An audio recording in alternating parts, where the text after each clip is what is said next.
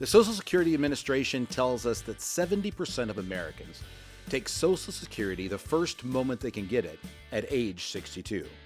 Whether that's the right answer for you or not is yet to be determined. But we're going to break down today some things, basics about Social Security that you might want to consider before you make that decision. Join us on Consider This Program today. Good morning and welcome to Consider This Program. I'm your host, Joe Clark. And I'm Chris Rodgers. Chris is one of our associate advisors. Welcome, Chris. Happy to have you along. Thank you for having me. Chris comes from our very own Anderson University with a degree in finance. I've been in the financial services industry for a while and with Financial Enhancement Group for, a year and a half? We're going on 2 years Going now. on two. Time flies. Time flies when you're having fun. Life is good. Now, I'm going to play a little bit of a cynic, devil's advocate, whatever you want, and run Chris through some Social Security issues. So, Chris, we all know that Social Security system is going broke. Why shouldn't I take Social Security at age 62? Yeah, Joe, and that's a valid question. I feel like all of my life I have continued to hear that, you're not going to have Social Security. And I know you've heard that your entire career of 33 years now, is that, it may or may not be there. Heard it last week. Yes.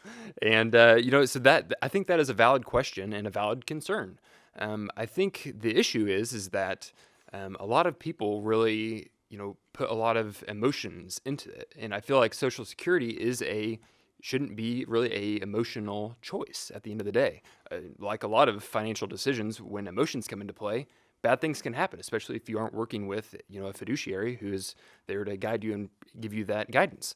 But really, the main thing not to consider is that, we can't just think in silo decisions. And, when I say a silo decision, it's thinking of just one thing. So, here in Indiana, we always talk about, silos on farms where, they could have just grain or just corn or what have you. And so for Social Security, it's important to, take into account other metrics and, whether that be your investment accounts or money you have in cash. It can't just be all about one thing with just being about the Social Security system going broke and losing money. Cool. Now, number one, I will add a couple addendums to that, and you're very, very right. Should you take Social Security at 62? Well, it all depends. Yes. Right. If you've got really, really, really bad health, the answer is absolutely yes. Yep. If you're missing meals and starving, the answer is probably absolutely yes. If you don't have a job and you don't think you're going to get another job, maybe the answer could be absolutely yes. But there's a lot of risks that are there and a lot of decisions that are there. And as Chris said, you can't make this decision for Social Security in a silo just looking at it. Secondly, they for all intents and purposes have the ability to print cash because it's backed by the federal government, right? So, we all have a problem if Social Security goes broke because they will find another way to abscond with the money to be able to make good on those deals and on those promises. So yes. I don't worry about it necessarily going broke. I do worry about rules changing. Taking away cost of living. When it originally started, it wasn't taxed at all. Then it was taxed at 50%. Today, up to 85% of it can be taxable. Yep. You can expect at some point in time, if your income's high enough, it's probably going to be 100% taxable. You can probably expect at some point in time the COLA, the cost of living adjustment, to come off. But at the end of the day, the going broke, I'm much more worried about the Medicare part, the healthcare part, than I am the Social Security part in terms of the payment. Chris, when I go online, the Social Security Administration tells me life expectancy is age 78. Why in the world would I even consider waiting to 70, and what does 70 do for me? Right. And Joe, that's it's important to ask the question, what is life expectancy, right? And so, when they talk about life expectancy, they take in everyone. So that could be people that are in church on Sundays. It could also be people that are in bars at 3, 4 a.m. who are closing them down. So it doesn't always give a fair estimate of life expectancy because at the end of the day, they come up with a number and says, hey, based on if you're a male or female and maybe certain health conditions, this is when you could expect to possibly pass away. And so, like you said, online right now, it says that life expectancy is around 78, 79 years old. And so it does raise the question. But, what we have found, at least in our industry and at the Financial Enhancement Group, is that really a lot of the people that we take care of that are here with us, they are usually much more on the end of surpassing that life expectancy. Is at least what we see. Especially when you have two people, the probability is much, much greater than that. Why would anybody wait till age 70? What do they get? Yeah, so that's a great question. So the main thing or the main benefit in waiting is going to be that 8% guaranteed increase from your full retirement age until age 70.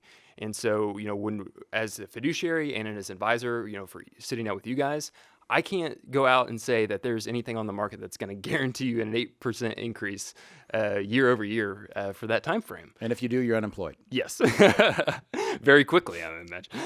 But yes, and that's the when I talk about taking the emotional side out of it, those are the things that you have to think of and consider, because if we let emotions and worry come in and creep in, that can really make, when we talk about reducing financial regrets, that can lead to frustration and devastation.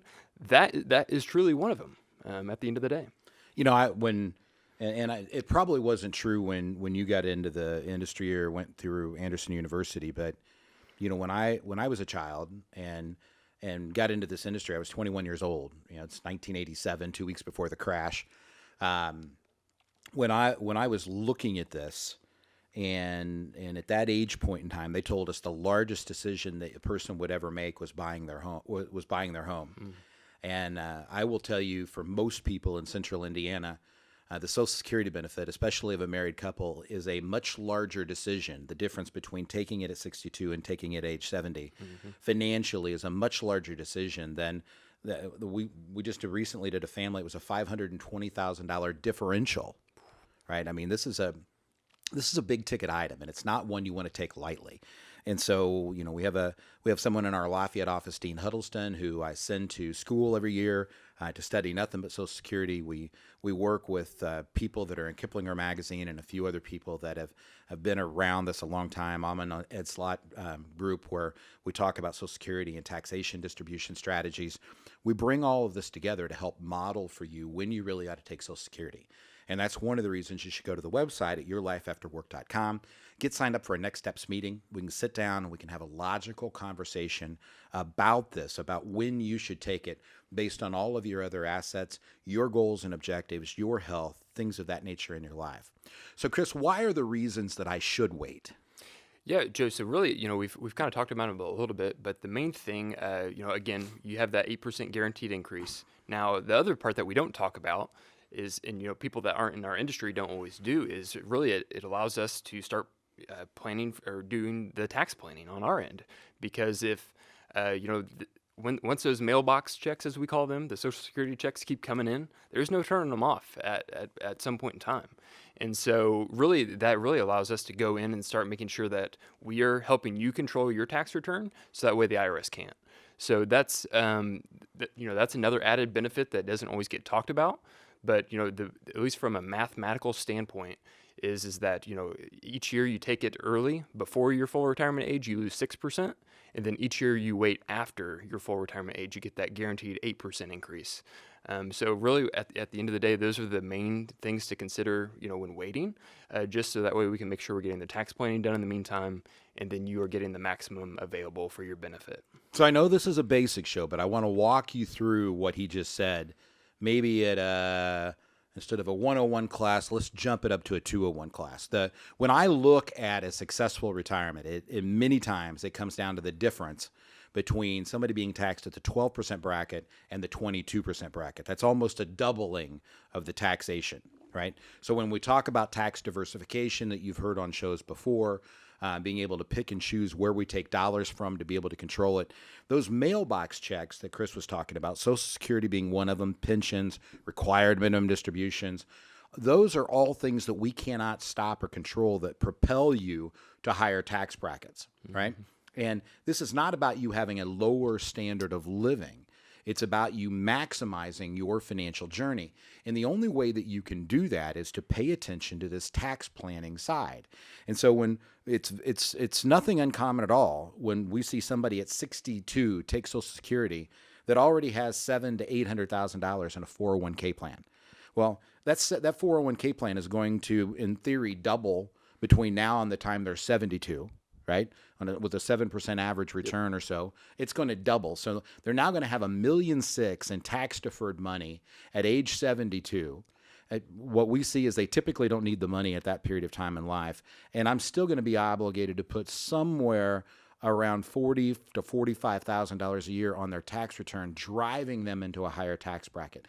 That is not why you spent all of those years saving and accumulating money, my friends. And I would just ask you and tell you to consider, when you look at this, do not silo invest. Do not make Social Security a one-off emotional, we all know they're going broke decision. Or they say I'm only going to live to be 78. Chris talked about life expectancy. It's so true. Life expectancy is the average of all of the people, whether they were in bars or whether they went to dentists or didn't, whether they went to doctors or didn't. You are unique.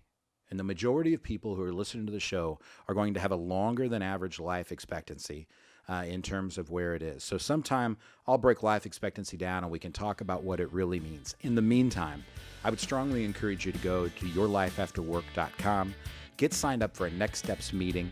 It's complimentary. Chris and the team will spend 90 minutes with you, sit down, give you things you need to consider today, things you're going to want to consider in the future, and if we choose to partner together, what FEG will do for you, and we'll put it into writing. 800-928-4001 or yourlifeafterwork.com.